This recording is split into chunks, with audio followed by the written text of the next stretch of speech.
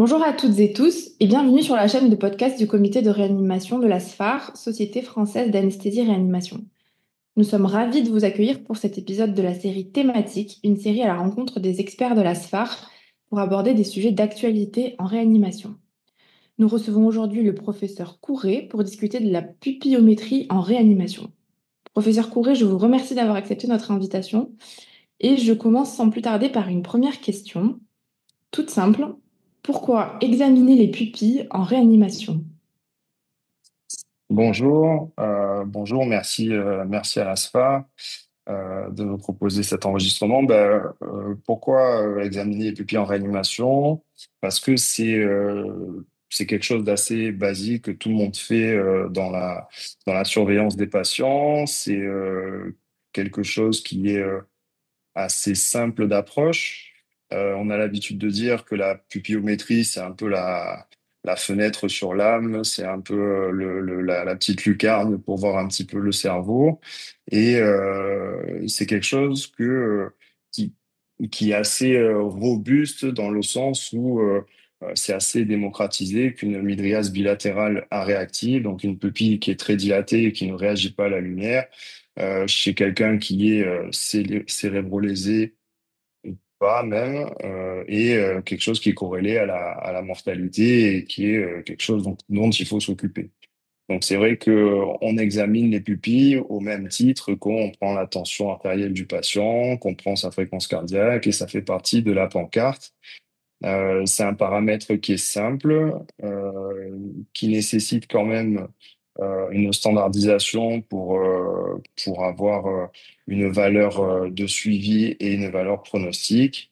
Et du coup, c'est quelque chose qui est selon moi indispensable dans toutes les réanimations, je dirais, que ce soit des patients cérébrolésés ou pas, parce que les patients en réanimation, même s'ils ont rien au niveau cérébral, un choc septique, on sait très bien qu'il y a des lésions cérébrales qui peuvent apparaître, des hypotensions sévères peuvent donner des lésions ischémiques cérébrales.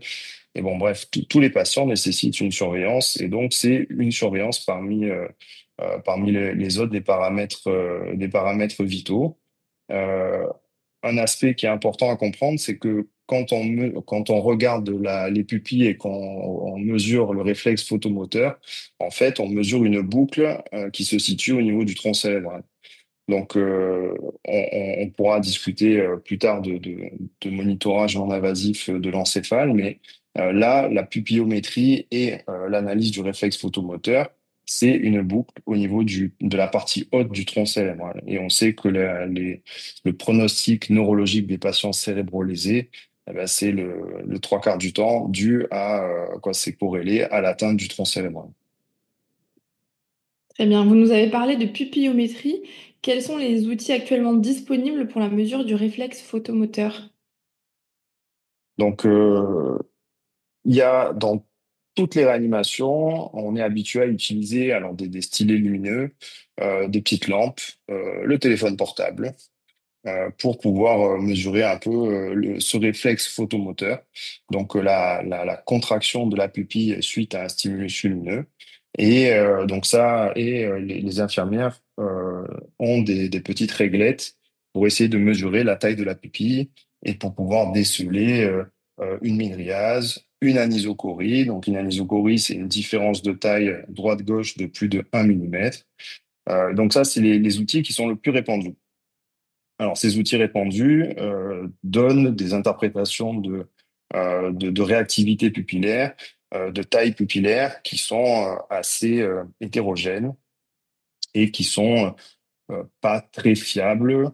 Et donc, depuis quelques années, ça fait au moins une dizaine d'années, que des outils sont rentrés en réanimation, qui sont des caméras de contraste qu'on appelle des pupillomètres, qui sont automatiques et qui permettent avec une caméra de contraste de contourer la pupille, donc en général en vert ou en bleu, et de donner un stimulus lumineux qui est standardisé et qui cette fois sera le même tout le temps, et vont enregistrer cette contraction de la pupille et vont permettre de donner une quantification en pourcentage de cette pupille qui diminue.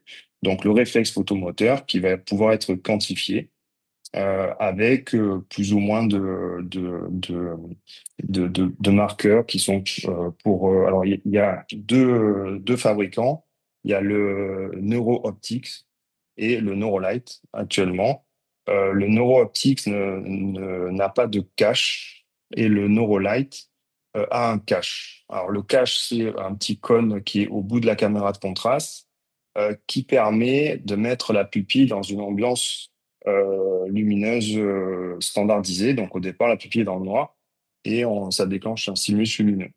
Et donc ces deux outils, donc il y a deux fabricants qui permettent d'avoir accès à une symptomatologie qu'on n'avait pas accès initialement à l'œil humain, c'est-à-dire la taille initiale de la pupille en millimètres. Donc ça, avec la réglette, on le faisait assez facilement.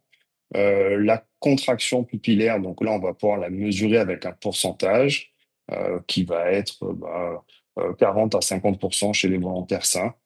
On a deux autres paramètres qui sont intéressants, qui sont la latence de contraction, qui sont la durée en millisecondes entre le début du déclenchement du stimulus lumineux et le début de l'arc réflexe avec la contraction pupillaire, et la vitesse de contraction, qui est la vitesse de contraction en millimètres par seconde.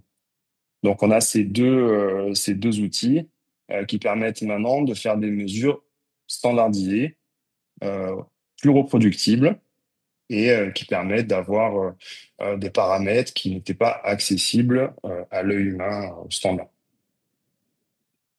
Vous nous avez décrit les pupillomètres. Comment on les utilise en pratique au lit du malade?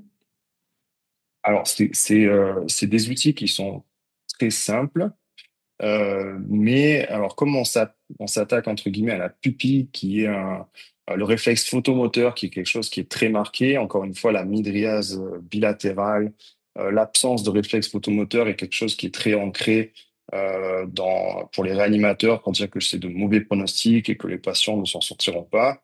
Et donc, ça nécessite quand même un apprentissage et un pupillomètre. Donc, si je prends l'exemple du Neurolight, quand on va mettre le cache sur la pupille qui va être sur l'œil qui va être examiné, tout d'abord, il faut que l'œil contralatéral soit occlu, ce qui permet de s'affranchir du réflexe consensuel.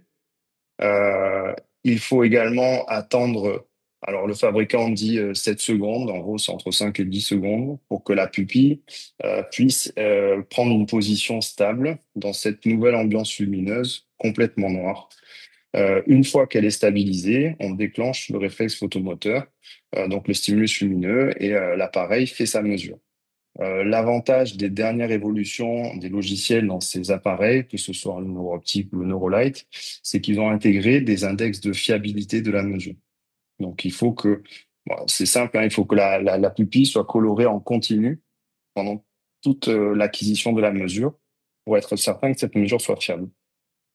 Du moment qu'on prend ces précautions-là et qu'on a une mesure fiable, ça permet de pouvoir utiliser ces seuils et d'en faire effectivement dans certaines études des seuils qui sont pronostiques. Alors, justement, vous avez parlé de seuil pronostic. Quels intérêts dans votre pratique au lit du malade? Quand est-ce que vous l'utilisez? Pourquoi? Et est-ce que ça change la prise en charge du patient? Dans les services je vais parler d'abord plus spécifiquement des services de neuroréanimation. Donc, les services de neuroréanimation, on utilise pour le suivi des patients. Donc, comme je le disais au début de l'échange, c'était surtout c'est sur la pancarte. Donc, les patients, ils ont un score de Glasgow qui est fait de façon horaire, toutes les 2 heures, toutes les 4 heures, la pupillométrie qui est faite, la température, et bref, tous les autres paramètres vitaux. Et donc là, ça permet d'avoir un suivi.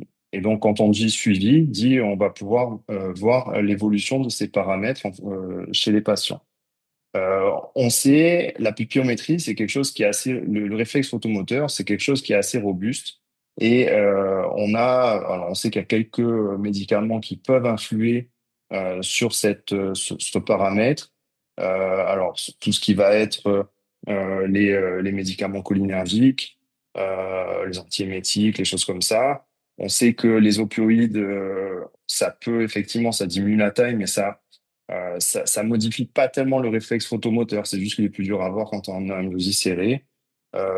Les catécholamines, normalement, n'ont pas tellement d'effet, à part l'adrénaline, effectivement, qui à forte dose va modifier. Donc, on a quelques médicaments en réanimation qui peuvent modifier la mesure, mais le réflexe photomoteur est quelque chose de robuste. Donc, on va l'utiliser pour suivre l'évolution de ces patients.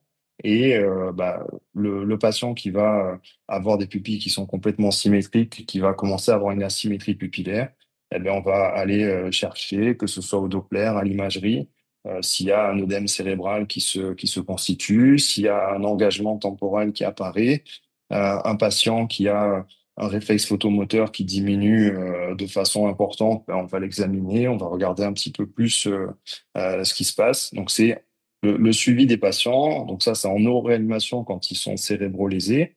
Mais il y a des études qui se sont intéressées aux patients qui sont en attente de greffe hépatique, avec des encéphalopathies hépatiques, qui ont des problèmes de réflexe photomoteur. Et quand on les greffe et que le foie va mieux, ben, le réflexe photomoteur redevient un peu plus normal. Donc, pour moi, c'est pas quelque chose de très difficile à mettre en place. Et je trouve que c'est quelque chose qui est intéressant parce que ça permet c'est un paramètre qui est fondamental chez les patients de réanimation, que ce soit cérébrolésé ou pas. Donc, pour le suivi, on va suivre nos patients comme ça. Et après, effectivement, il y a pas mal d'études qui parlent du pronostic et de la valeur pronostique de chiffres de la quantification du réflexe photomoteur. Alors, il y a un score qui s'appelle le NPI, qui est le score de neuro-optique, qui va de 0 à 5 et qui permet de quantifier la normalité du réflexe photomoteur. Au plus on s'approche de 5, au plus on a un réflexe photomoteur qui est normal, au plus on est bas, au plus on a un réflexe photomoteur qui est altéré. Et donc, il y a de grandes cohortes, de grandes études, notamment l'étude Orange, qui permet de regarder un peu le pronostic des patients qui ont un NPI qui est très bas et donc qui globalement ont une anisocorie ou une mydriase bilatérale réactive. Alors, dans ces papiers, oui, c'est pronostic, oui, mais surtout, il y a des patients qui ont des midriases bilatérales et quand on les soigne, ça régresse. Donc, c'est quelque chose qu'il faut, c'est pronostic, oui, mais en même temps, c'est un outil de suivi. C'est important de savoir que des fois, c'est régressif parce que notamment dans les recommandations internationales sur l'arrêt cardiaque, le réflexe photomoteur peut être pris comme un index pronostic de mauvais pronostic, mais uniquement à 72 heures, voire 96 heures après la réanimation, et pas commencer à utiliser cet argument comme quoi le patient n'a pas de réponse à la lumière, un réflexe photomoteur qui est nul 24 heures après la prise en charge de l'arrêt cardiaque, c'est trop tôt. Et donc, il faut attendre un petit peu. Mais ça rentre dans les algorithmes. Une des études récentes sur l'arrêt cardiaque retenait qu'un réflexe photomoteur inférieur à 4%, donc quasiment nul, quoi, quasiment zéro, au bout de 96 heures après l'arrêt cardiaque, bah, ça rejoint un peu la puissance discriminatoire des N20. Donc, c'est quelque chose qui peut être utilisé, mais ça reste quelque chose qui est multimodal. Et surtout, quand on suit les malades et que ça apparaît, ça ne veut pas dire qu'il faut arrêter de les soigner, ça veut dire que le tronc cérébral est en train de souffrir et qu'il faut essayer de réverser cet œdème cérébral et cet engagement, ce qui permet d'améliorer le pronostic de ces patients. Donc, le double intérêt est dans le suivi des patients pour guider la thérapeutique et dans le pronostic pour essayer de voir si effectivement il y a une atteinte du tronc cérébral. Le patient a un pronostic qui est altéré et sa qualité de vie sera altérée. Donc, ça reste un élément important et qui doit être pris dans le contexte général du patient. Professeur Corré, je vous remercie de votre présence et de vos réponses très claires à toutes nos questions. Chers auditeurs, n'oubliez pas de vous abonner à notre podcast ARPOD, le podcast de l'anesthésie-réanimation, disponible sur toutes les plateformes de podcast. Merci de votre écoute et à bientôt pour de nouvelles interviews.